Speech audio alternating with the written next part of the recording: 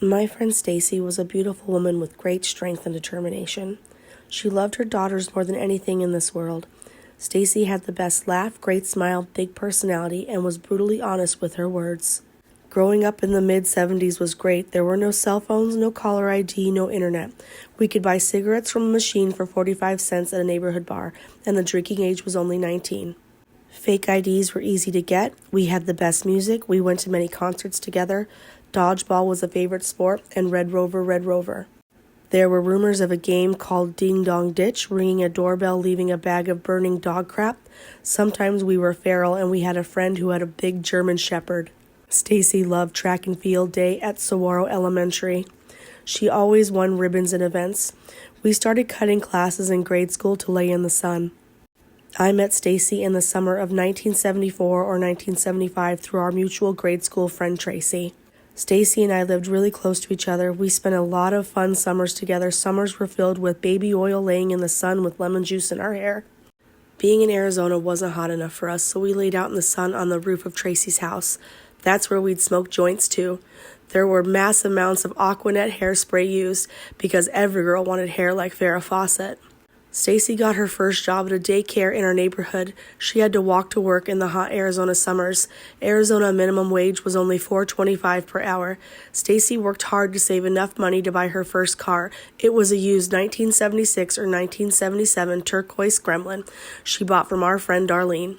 Fun fact, Stacy did not know how to drive. We hid the car in my apartment complex, which was 2 blocks from her home. Stacy didn't want her siblings or her mom driving her car. We had to hide the Gremlin from my family and Tracy's family too. Her dad was a Phoenix cop. Finally, Stacy learned to drive the Gremlin. I was only 14 or 15 years old and had no driver's license. My driving experience was off-road in the Arizona desert. I drive us to Thunderbird High School and all over. Back in the day, we could leave the school campus for lunch. Oh my God, we thought we were so cool.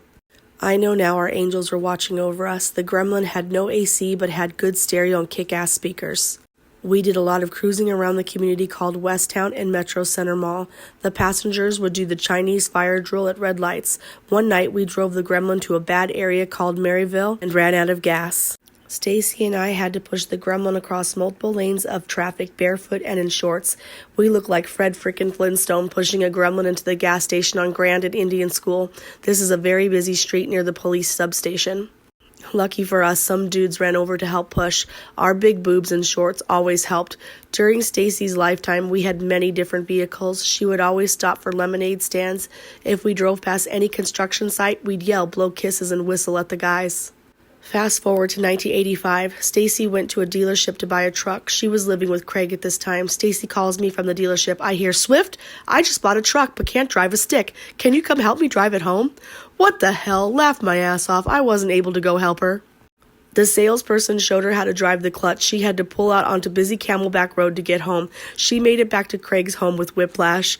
I showed her how to drive a clutch. She learned pretty quick. We always laughed so hard our bellies hurt with tears in our eyes. Wassilish home. When I first met Stacy, her mom was married to Bruce, the balloon guy. We didn't like him very much. Then she married Miles. We liked Miles. Miles had a big heart and was so kind to Stacy. Her mom had a nickname, the Wicked Witch of Windrose. They lived in a cul-de-sac on a road named Windrose. The Wicked Witch could be found most nights sitting on her perch at the kitchen table, usually drunk. We had many parties with kegs and beer for swimming at this house. There was lots of fornication done in that pool, house, and yard. We could not tell her mom the keg barrel was picked up early because she'd want to tap the keg immediately. Stacy's brothers were really good at hiding keg barrels from the Wicked Witch. The Wicked Witch was a petite woman and could consume a lot of booze. Stacy would walk around our parties with beer in solo cups, but she would never drink beer. Stacy loathed beer, just like she loathed guns. I remember when Stacy got her job at the Crescent Crown Hotel. She was so excited we jumped up and down like kids with joy. She loved working there, but that's where she met him, RP. In the very beginning, I told her he wasn't good enough for her and Nikki Lee. He gave me the ick feeling. RP wooed Stacy with all the fancy dinners, flowers, wine, and fun. This was everything Craig was not.